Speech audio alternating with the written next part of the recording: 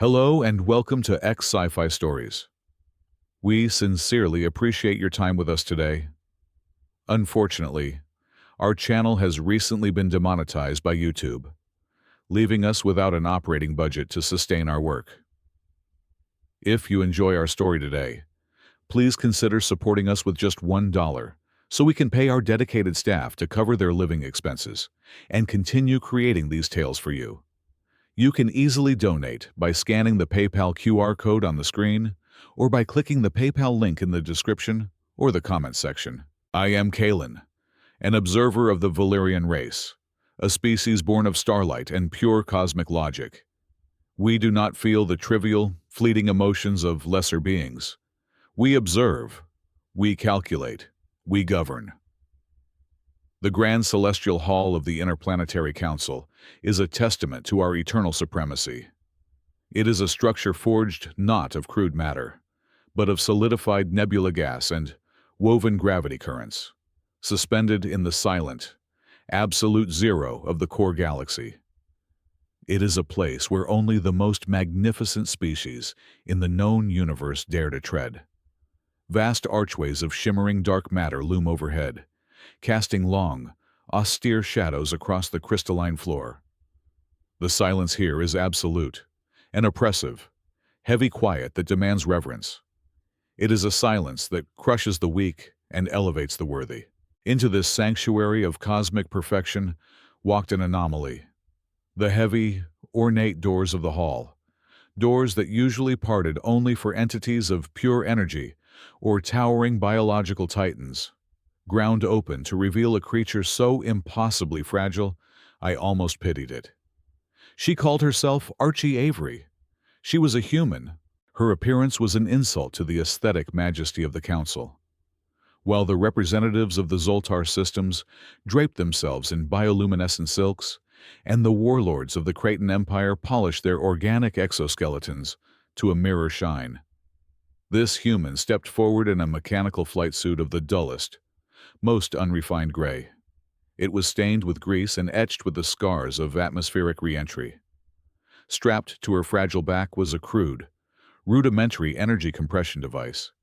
It hummed with a pathetic, unstable vibration, a stark contrast to the silent, harmonious power cores that fueled our own technology.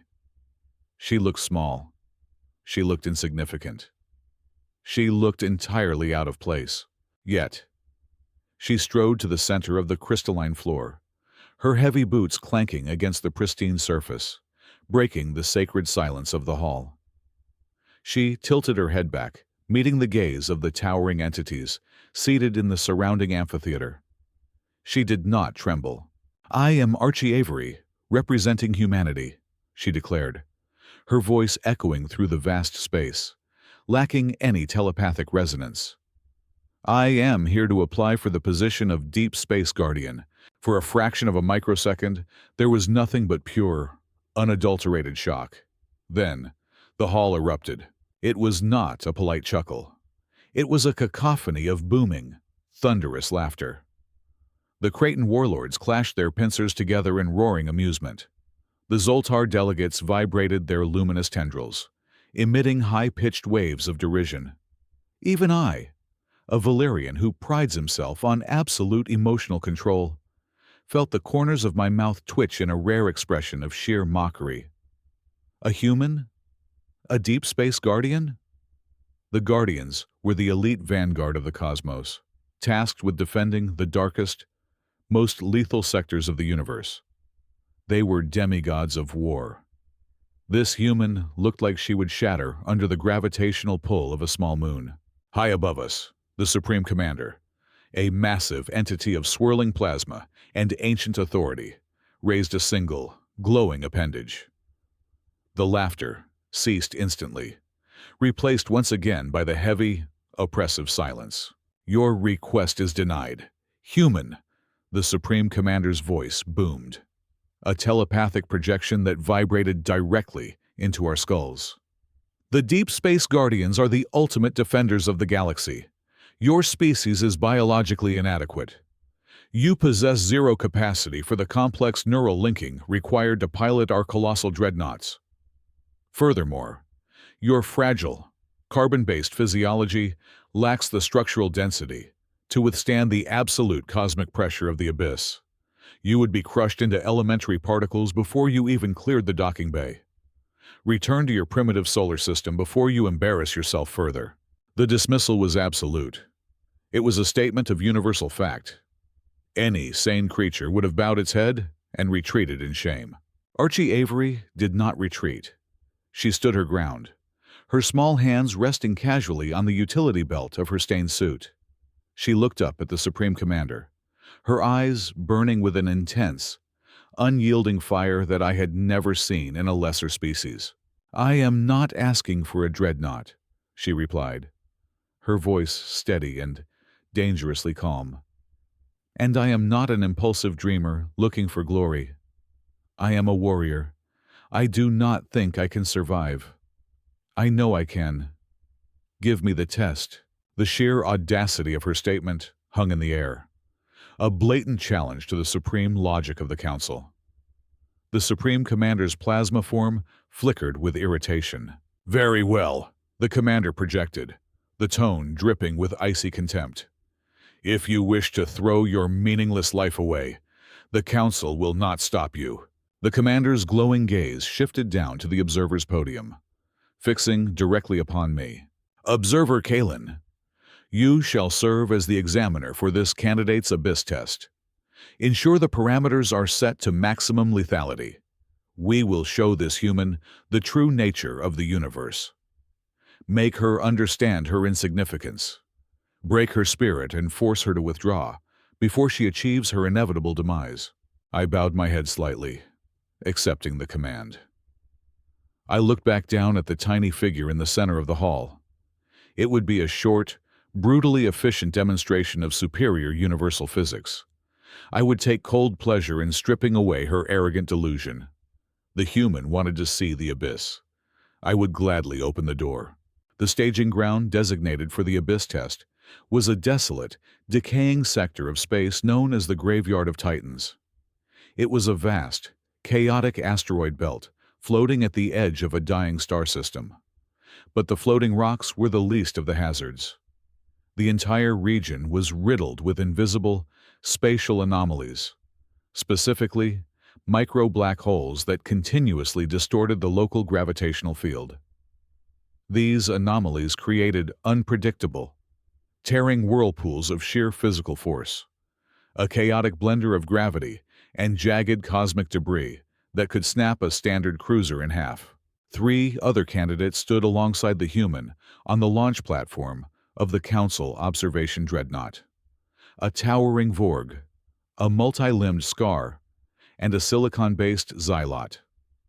When the Abyss test commenced, these beings, representing species of undeniable physical superiority, immediately boarded heavily armored interceptor vessels provided by the Council. I watched through my primary tactical display as their ships powered up, wrapping themselves in massive, overlapping layers of localized energy shields. These shields glowed with dense plasma fields, drawing massive amounts of power, designed solely to deflect the impending wave of destruction.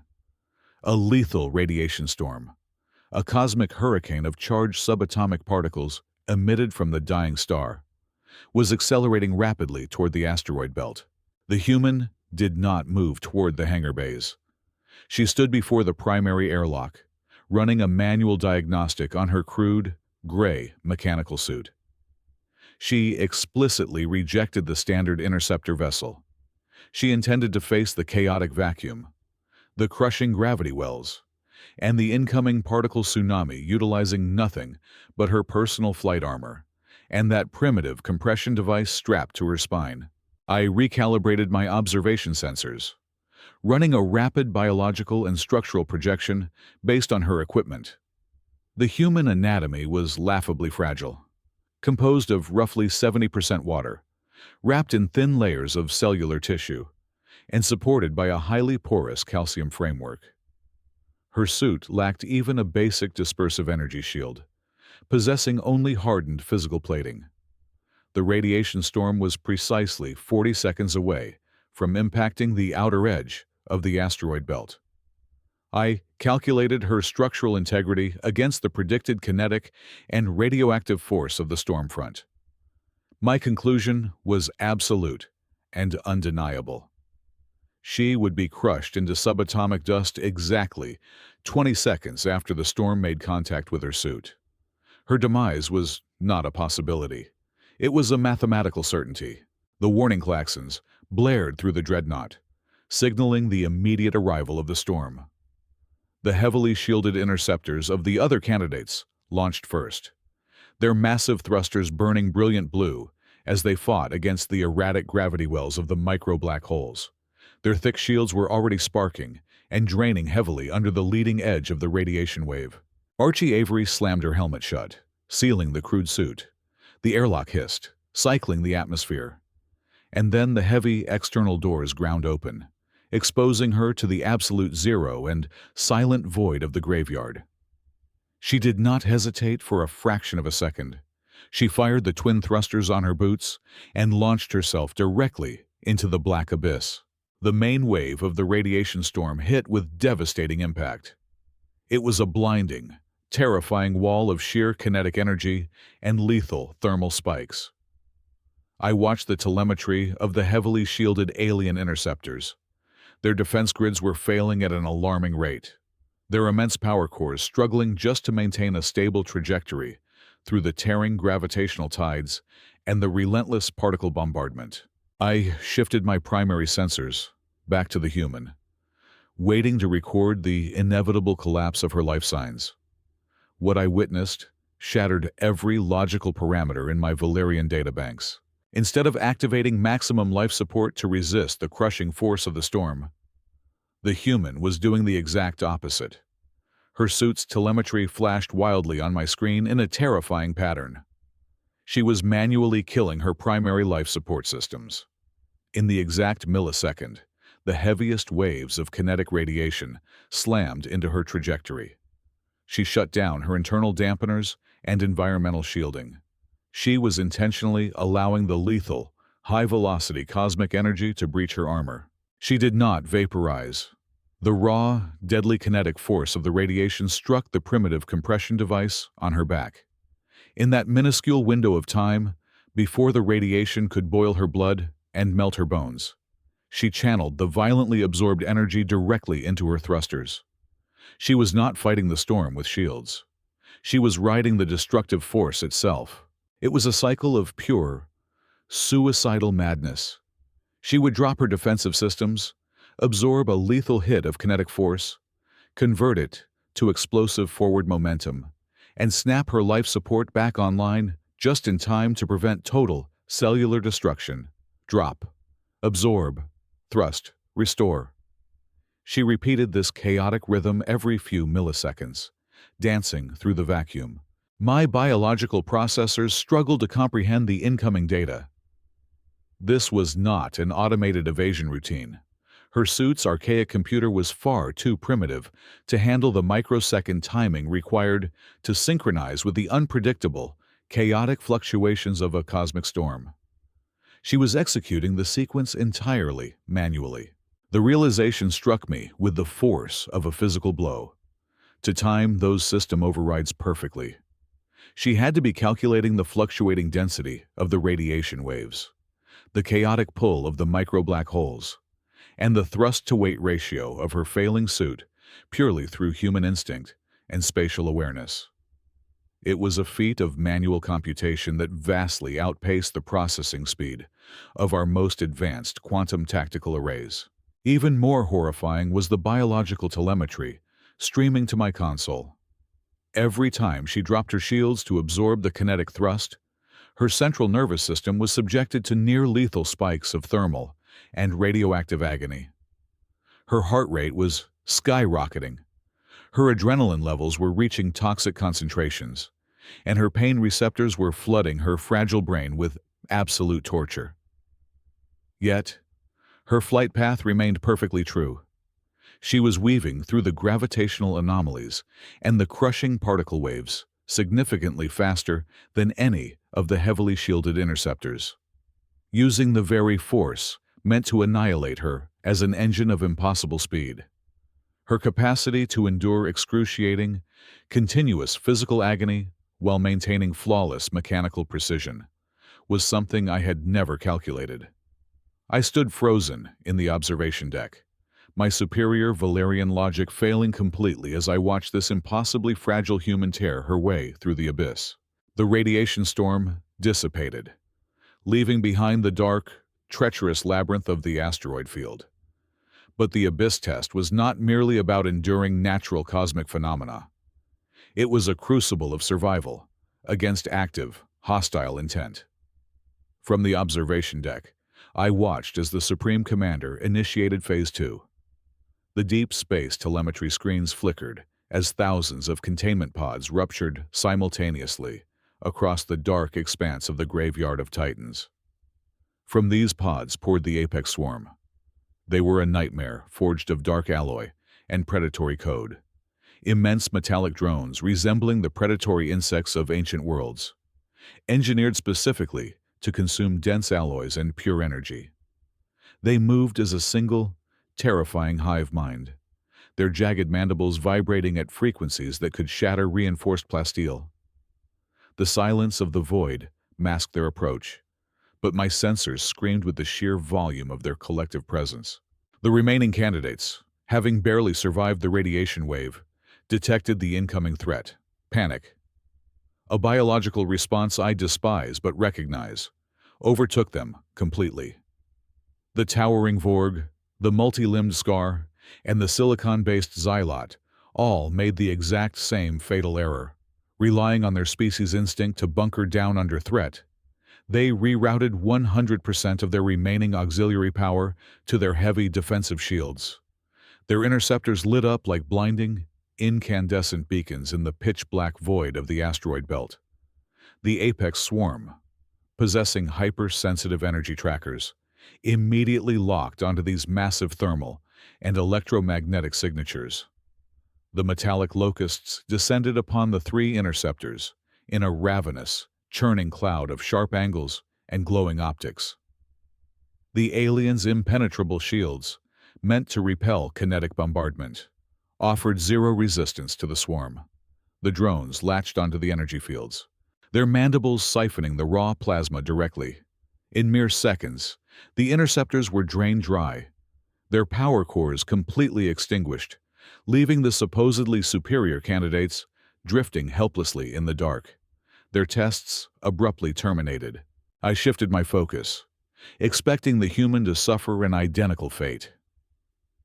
Her crude mechanical suit possessed an energy signature far smaller than the interceptors, but it was still distinctly visible against the absolute cold of the void.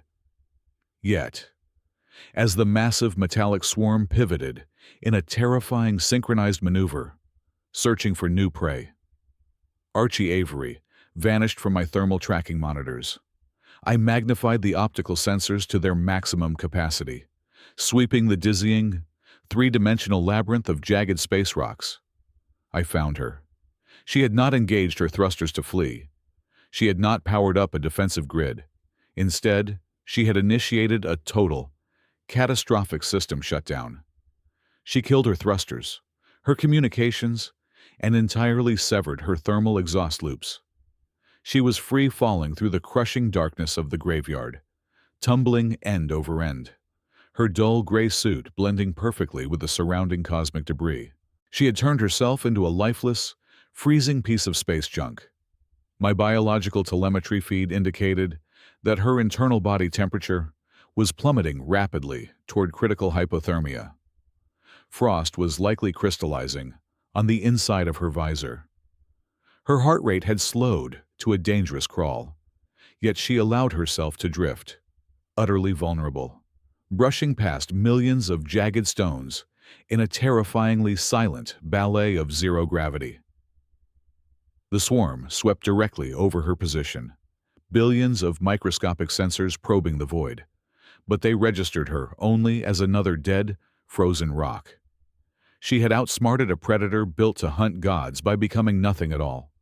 Her capacity for reckless endangerment in the name of tactical advantage was astounding. But simply hiding was not enough to pass the parameters of the Abyss test. She had to actively clear the sector through the high-resolution optics. I observed her execute a maneuver of sheer, raw ingenuity. During her silent, agonizingly slow drift, her trajectory brought her dangerously close to a massive, jagged asteroid, dense with raw iron and volatile magnetic minerals. As she drifted past its rotating surface, her arm snapped out. With a violent physical heave requiring immense muscular strength and spatial precision, she slammed a small, blinking module directly into the asteroid metallic crust. It was the primary tracking regulator from her back-mounted energy compressor, rigged to broadcast a loop of massive, simulated thermal output. Then, pushing off the dense rock, using only the physical strength of her legs, she propelled herself backward, retreating into the deep shadows of a neighboring crater. The decoy beacon flared to life, screaming a false energy signature into the electromagnetic spectrum. The apex swarm, starved after rapidly consuming the interceptor vessels, reacted with terrifying speed. The dark cloud of mechanical predators turned as one entity, a tidal wave of metal converging on the heavily magnetized asteroid. They blanketed the surface, millions of drones fighting to sink their mandibles into the false energy source, creating a dense, writhing sphere of metal around the rock. From her hiding spot, buried in the darkness of the trench, Archie manually primed the remaining core of her primitive compression device. She had deliberately chosen this specific asteroid. She had identified its high magnetic properties and calculated how it would interact with her crude technology. She gripped the manual detonator and squeezed.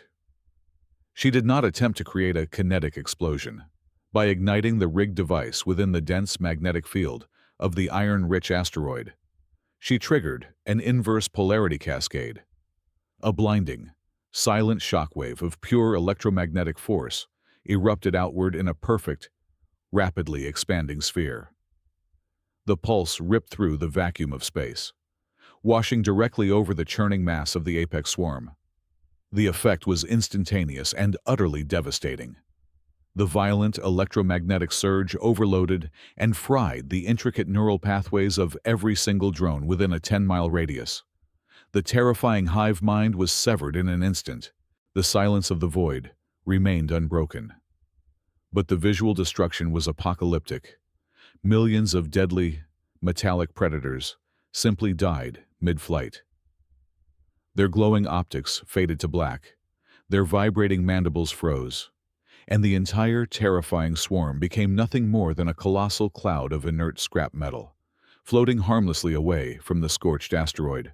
On the observation deck of the Council dreadnought, the absolute silence felt heavier than ever before.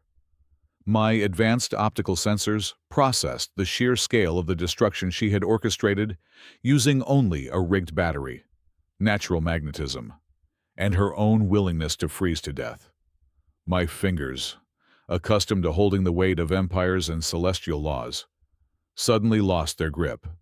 The heavy, crystalline data tablet slipped from my grasp, falling and shattering into hundreds of glittering shards against the pristine floor. I stood staring at the monitor, my infallible Valerian logic fracturing under the weight of an undeniable truth. This tiny, fragile human had not just survived our deadliest hunters. She had slaughtered them. The shattered fragments of my data tablet were still chiming softly against the crystalline floor when the fundamental fabric of our reality violently tore apart. The environmental control matrix of the observation dreadnought, a system so staggeringly advanced it had not registered a single fault in over 10,000 orbital cycles, abruptly emitted a sound I had never heard. It was a guttural, grinding, mechanical scream of absolute system overload. Instantly, the calming, luminescent blue hues that bathed the grand celestial hall vanished. They were replaced by a strobing, aggressive crimson glare, the universal emergency chromatic designated for a critical, existential breach. This was not a pre-programmed parameter of the Abyss test. The simulation had ended. We had instantly transitioned from sterile observation into a genuine, catastrophic theater of war.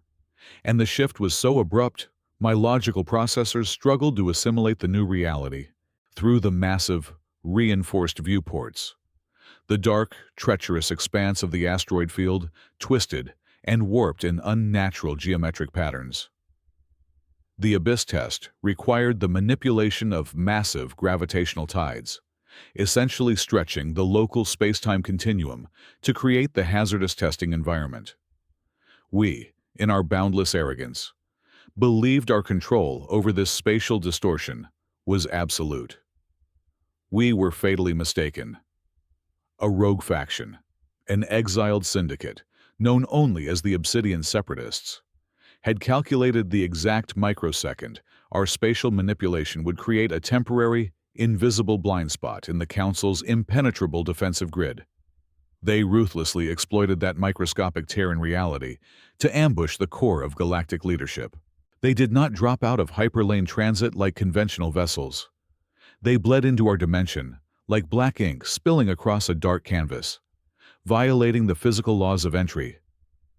The unknown dark fleet was colossal, a terrifying armada of jagged, asymmetrical warships composed of a synthetic alloy that actively devoured the ambient starlight. They possessed no visible propulsion trails, no running lights, no thermal exhaust signatures, nothing but the horrifying silhouette of an absolute void cutting through the stars. They surrounded our majestic observation dreadnought in a perfect, inescapable spherical blockade, maneuvering with a synchronized malice that chilled my engineered blood. We, the architects of universal law, were instantly trapped within a suffocating ring of imminent death. The Supreme Commander, hovering above us in his magnificent plasma form, bellowed an order to engage the dreadnought primary defensive matrix. Our shields were the pinnacle of Valerian engineering, capable of withstanding the kinetic impact of a dying sun or a direct collision with a rogue planet. But the Obsidian Separatist fleet did not even bother with kinetic weaponry. Their lead dreadnought, a monstrous vessel resembling a predatory deep space leviathan, emitted a single, silent pulse of anti-energy. The moment that devastating wave contacted our invincible shields, the localized energy fields did not simply fail. They were aggressively unraveled. The shimmering layers of concentrated plasma and hard light shattered like brittle glass, violently dissipating into harmless photons, exposing the raw, unarmored hull of our observation station to the cold, unforgiving vacuum of space. The physical shockwave of the shield collapse tore through the decks, throwing delegates across the room. The Creighton warlords stumbled, their polished exoskeletons cracking sickeningly against the bulkheads, while the Zoltar representatives shrieked in agony as their bioluminescence flickered and died in sheer terror. Then came the ultimate, paralyzing terror. My primary optical sensors locked onto the underbelly of the enemy flagship as its massive armored plating began to retract with a slow, grinding mechanical finality, revealing the cavernous maw of a dark matter siege launcher. It was an atrocity of physics, a weapon explicitly banned by every civilized civilization across the cosmos due to its sheer cruelty. It did not merely destroy physical matter, it erased it from existence entirely, leaving behind only a localized tear in reality that could never be repaired or stabilized. The target lock alarm echoed through our dreadnought, a high-pitched, relentless screech confirming that the heavy launcher was directly tracking the center mass of our observation hall. It promised an irreversible, total annihilation, a death so complete not even echoes would remain. Command Central, deploy the Deep Space Guardians immediately. The Supreme Commander projected, his usually booming telepathic voice now fluctuating wildly, betraying a horrific loss of composure that sent ripples of dread through the assembly. We require an immediate, overwhelming counteroffensive at these coordinates. I scrambled to the primary communication console, my fingers flying across the hardened crystal interface with frantic, uncharacteristic speed. I attempted to route a distress signal through the hyper-frequency bands, reaching out to the elite vanguards we so heavily relied upon to maintain our supremacy. The response was a wall of crushing, impenetrable static. The Obsidian separatists had deployed a wide-area broadband jamming sphere, a thick blanket of electronic warfare that suffocated our communication arrays perfectly. The Deep Space Guardians, the demigods of war who were supposed to protect us, were completely deaf to our pleas. They could not dispatch reinforcements. No rescue fleet would pierce the jamming field in time. We were entirely, hopelessly severed from the rest of the galaxy, isolated in a pocket of space engineered for our execution. The central tactical display flickered to life, overriding the static to project a terrifying, unyielding countdown sequence synced to the enemy weapon. The dark matter siege launcher required a brief charging sequence before it could unleash its catastrophic payload. The massive digital numbers on the screen plummeted with agonizing speed. We had exactly 30 seconds before the observation dreadnought, the Supreme Commander, the delegates of the greatest species in the universe, and my own infallible logical consciousness would be vaporized into absolute nothingness. 30 seconds until our entire existence was mathematically reduced to zero. Panic, raw and undiluted, finally broke the legendary composure of the Interplanetary Council. The beings who ruled billions of star systems were reduced to trembling, irrational creatures, paralyzed by the sudden, inescapable reality of their own demise. The majestic hall was filled with the chaotic, desperate sounds of impending doom, a symphony of alien weeping and panicked prayers. My own processors locked into a futile loop, desperately calculating survival probabilities that all continuously returned to flat, absolute zero. The most powerful entities in the known universe were completely defenseless. Every shred of our supreme arrogance had been violently stripped away, leaving only the cold, dark certainty that all hope had finally, completely extinguished. The central tactical display continued its merciless countdown. 20 seconds remained. 19. 18. The Supreme Commander and the delegates of the Interplanetary Council were frozen in the agonizing wait for absolute erasure. I braced my consciousness for the end. Then, a microscopic anomaly registered on the extreme edge of my peripheral sensor array. It was a singular, erratic spark of energy, vastly different from the cold, consuming void of the Obsidian Separatist Armada. Out of the pitch-black graveyard of the asteroid field, a tiny, brilliant streak of light tore through the darkness. It was Archie Avery. She had not perished in the electromagnetic blast. Instead, she was charging directly into the heart of the colossal Dark Fleet. Against the backdrop of the monstrous, star-devouring dreadnoughts, her crude gray mechanical suit was less than a speck of dust, an insignificant carbon-based organism flying into the jaws of a mechanical leviathan. Yet, the trail of her thrusters burned with a fierce, defiant blue glow that pierced the oppressive gloom. My analytical processors immediately attempted to calculate her velocity, and the resulting numbers caused my internal logic gates to completely misfire. She was moving at a speed that blatantly defied the maximum output parameters of her rudimentary compression device. It was physically impossible for that archaic machinery to generate such tremendous forward momentum. Magnifying the optical feed, I realized the sheer insanity of her tactical maneuver. She was not relying solely on her thrusters. She was utilizing the massive, floating debris field of the annihilated Apex swarm. The millions of dead, magnetized drones had formed a dense, floating river of metallic scrap. Archie was using them as a series of kinetic launch pads. She would ignite her thrusters to maximum overdrive for a fraction of a second, slam her heavy boots into a cluster of dead drones, and violently push off. Using the physical recoil to multiply her acceleration, She bounded from one mass of scrap to the next, treating the lethal vacuum of space like a gravitational slingshot. The physiological toll on her fragile human body had to be catastrophic. With every brutal impact and sudden change in vector, she was subjecting her skeletal structure and internal organs to gravitational forces that would crush a lesser being into a biological paste. My telemetry indicated her vital signs were screaming in the extreme red zones, her heart threatening to burst from the sheer physical trauma. But she did not decelerate.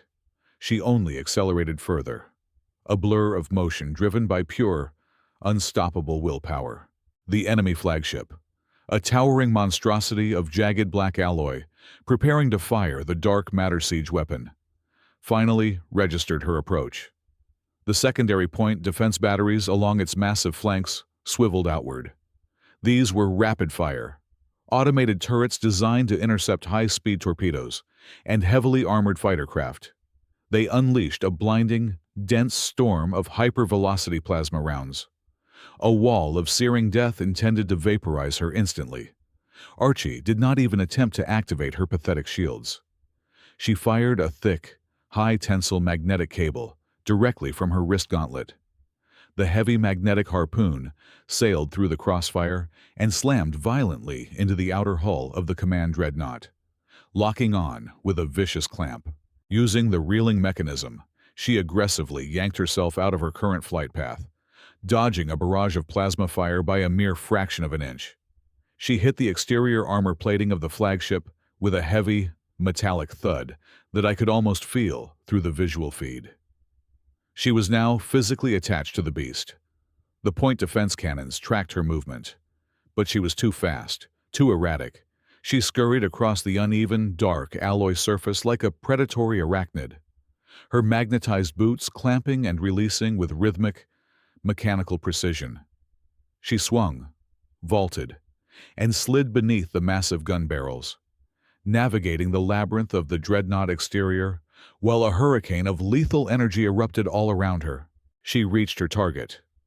It was a heavily reinforced, protruding thermal exhaust vent connected directly to the external shielding of the ship's main energy core. This was the beating heart of the dreadnought, protected by layers of the densest synthetic armor known to the galaxy. I watched in absolute, stunned fascination as she reached down to her utility belt and retrieved a tool so primitive it defied belief. It was a manual, heavy-duty plasma cutter, the kind used by low-level salvagers to dismantle derelict freighters. She ignited the torch. A blinding, localized beam of white, hot plasma erupted from the nozzle. She did not attempt to slice through the armor with elegance or precision. She attacked the reinforced plating with brutal, savage aggression. She drove the plasma blade directly into the seam of the heavy armor, using her entire body weight to force the burning energy through the dense metal. Sparks rained down in the vacuum of space, a miniature firestorm illuminating her grimy, determined face through her visor. She was violently ripping the ship apart by hand. The external armor plating groaned, warped under the extreme, localized heat, and finally gave way with a silent, violent snap. The protective shell was breached, exposing the volatile, glowing conduits of the energy core beneath. The commander of the Obsidian Separatist flagship realized the catastrophic danger. The destruction of that external node would trigger a chain reaction capable of crippling the vessel. Panic, a virus I had just witnessed infect the Interplanetary Council, now seized our executioners. The enemy commander made a fatal, irrational tactical error, desperate to eliminate the singular, agonizing threat crawling on their hull. They aborted the firing sequence of the dark matter siege launcher. They forcefully redirected every available weapon system, not just from the flagship, but from the adjacent escort dreadnoughts. They turned their massive, planet-shattering cannons inward, aiming at their own command ship in a frantic bid to kill one solitary human. The Dark Fleet opened fire. A chaotic, blinding web of destructive energy converged on the exact position where Archie clung to the hull. But the human was already moving. Anticipating the barrage, she disengaged her magnetic clamps and forcefully launched herself backward, diving off the metallic surface just as the devastating crossfire arrived. She danced through the void, a tiny gray phantom twirling gracefully through a three-dimensional grid of intersecting death. The heavy plasma bolts, laser batteries, and kinetic penetrators meant for her missed their microscopic target entirely. Instead, they slammed directly into the unshielded hulls and exposed weapon banks of the surrounding obsidian ships. The enemy armada had been tricked into executing a point-blank firing squad upon themselves. Massive explosions silently blossomed across the dark fleet. Ships tore each other to pieces, their colossal frames fracturing and venting atmosphere into the abyss. The impenetrable blockade was shattering, not by the might of a grand army, but by the cunning, ruthless agility of a single human warrior manipulating their own immense power against them. I stood completely paralyzed, my vast intellect humbled by the sheer brilliance of her brutal, magnificent warfare. The chaotic symphony of friendly fire had reduced the once impenetrable obsidian separatist armada to a graveyard of burning, jagged husks. Yet, the danger was far from neutralized. Through the shattered remnants of the enemy fleet, my advanced telemetry registered a catastrophic energy spike emanating from the crippled flagship. The enemy commander, trapped within a sinking metallic tomb and consumed by the venomous spite of defeat, had initiated the ultimate scorched earth protocol.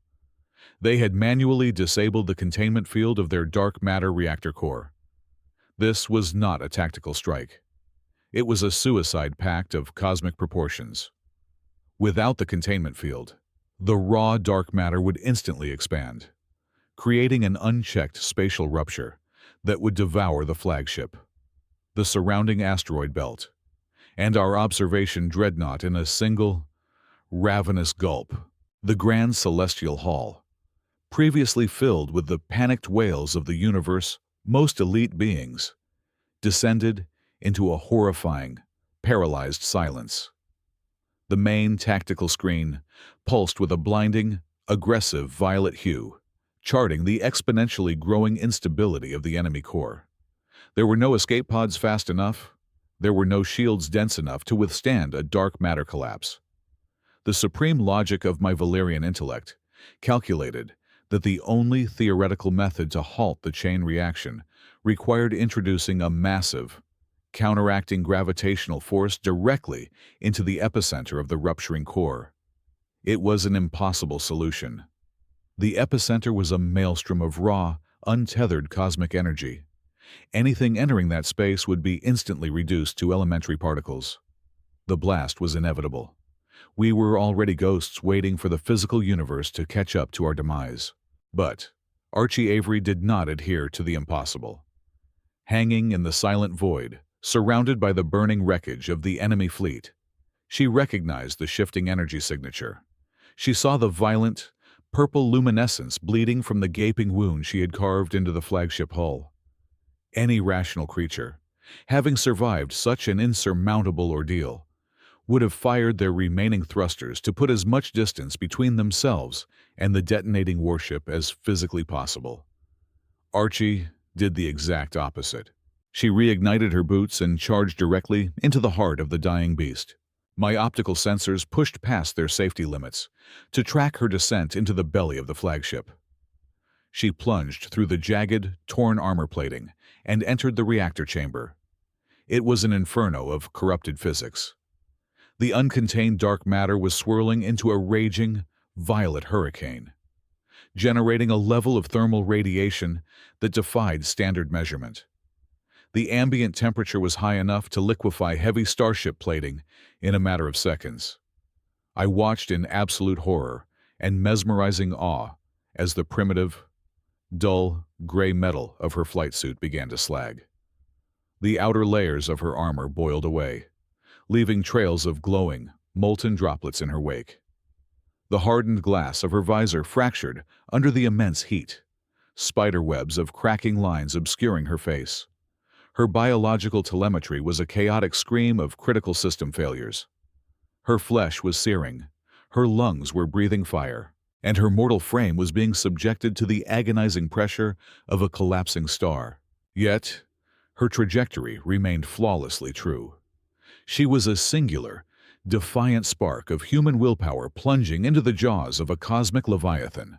She reached the very precipice of the core, the event horizon where the dark matter was beginning its final, catastrophic expansion. The sheer gravitational pull of the anomaly was tearing the chamber apart, ripping massive chunks of machinery into the vortex.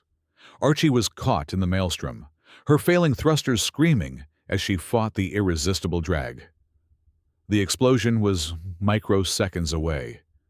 The violet light grew blindingly intense, washing out all other visual data. In that final, infinite fraction of a moment, Archie Avery executed a maneuver of such breathtaking, suicidal grace that it will be forever burned into the databanks of my consciousness, using the violent gravitational pull of the core to her advantage. She snapped her body into a violently tight, acrobatic spin, mid-air. The centrifugal force of the rotation allowed her to overcome the crushing pressure just long enough to reach toward her back. She forcefully detached the heavily modified, primitive energy compression device she had carried throughout the entire ordeal.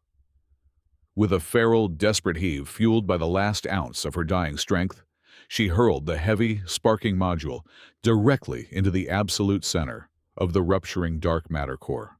She had rigged the primitive compressor to function as a localized gravity inversion charge. The device struck the exact epicenter of the anomaly. The resulting reaction was not an explosion, but a violent, terrifying implosion. The rigged charge detonated, creating an instantaneous, artificial black hole right inside the expanding dark matter wave. The colossal, planet-shattering energy of the reactor core, which was meant to wash over us and erase our existence, was suddenly and violently sucked backward. It was a silent, inverse supernova. The blinding violet light was swallowed by an absolute, terrifying sphere of pure, crushing darkness. The catastrophic energy fed the artificial singularity, and in doing so, perfectly canceled itself out. The immense spatial rupture folded inward, collapsing upon its own mass until there was nothing left but a microscopic point of dead space. And then, total stillness. The sheer physical shockwave of the collapsing singularity, however, was monumental. A silent, invisible wall of displaced kinetic energy erupted outward from the dead flagship. It struck Archie with the force of a meteor impact. The concussive blast violently ejected her from the shattered reactor chamber, hurling her out into the cold, empty abyss of the asteroid graveyard. My visual sensors locked onto her tumbling form. Her mechanical suit was completely decimated. The metal was charred black, heavily warped, and actively venting precious oxygen into the vacuum. Her thrusters were dead. She was a broken, battered shell, drifting aimlessly among the ruins of the greatest armada the Obsidian Separatists had ever assembled. But she was alive. Her faint, erratic heartbeat pulsed stubbornly across my medical scanners. Through the fractured, heavily scorched glass of her visor, I could see her moving. It was a slow, agonizing process, demanding every shred of her remaining consciousness. She fought against the zero-gravity tumble, utilizing the minuscule, localized micro-thrusters in her right gauntlet to stabilize her rotation. She managed to arrest her chaotic spin, orienting herself so that she was directly facing the massive, reinforced viewports of the Council Observation Dreadnought. She hung there in the darkness, surrounded by the floating debris of a conquered enemy. Her body was broken, her equipment was ruined, and she was entirely alone in the freezing void. Yet, slowly, with an agonizing but unyielding deliberate motion, she raised her right hand. She brought her heavy, armored fingers to the edge of her cracked visor, executing a flawless, crisp, standard military salute. It was a gesture of profound, undeniable victory. It was not a plea for rescue. It was a statement of fact. She had looked into the absolute abyss. She had faced the combined wrath of the universe, and she had utterly conquered it. Inside the grand celestial hall, the heavy, oppressive silence was shattered by a collective, physical surrender. The Supreme Commander, the towering entity of swirling plasma, who had mocked her mere minutes ago, lowered his brilliant form until his energy tendrils grazed the crystalline floor. The Creighton warlords, creatures of boundless pride and aggression, fell to their armored knees, bowing their massive heads in absolute, terrified reverence. The Zoltar delegates collapsed, their bioluminescence pulsing in rhythmic patterns of ultimate submission. I stood frozen at my console, the cold, infallible logic of my Valerian mind completely overwhelmed by a profound, entirely new emotion. Awe. Pure, unadulterated awe. I looked at the tiny, broken human floating in the vast expanse of space, and I understood the fatal flaw in all our grand calculations. We had measured strength in fleet sizes, energy outputs, and biological density. We had failed to measure the human spirit. I activated the universal broadcast frequency, ensuring my voice would echo across every star system, every dreadnought, and every world under Council jurisdiction. The Abyss test is concluded, I announced, my voice trembling with a reverence I had never known. Let it be recorded in the eternal archives. Humanity is not a fragile species. They are the apex.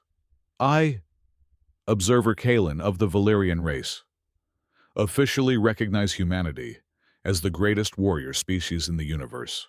Thank you so very much for joining us and listening to this complete journey on X Sci-Fi Stories today.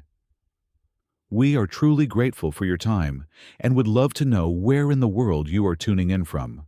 So please let us know in the comments. As we mentioned earlier, our channel has unfortunately lost its monetization on YouTube, leaving our dedicated team without the vital funds needed to operate. If you found today's story thrilling and wish to support the hard-working writers and editors who brought it to life, please consider helping us with just $1. You can easily do this by scanning the PayPal QR code currently on your screen, or by clicking the PayPal link provided in the description and pinned comment below. Your kindness allows our team to feed their families and ensures we can continue crafting these incredible universes for you to explore. Thank you, and we look forward to bringing you another great story soon.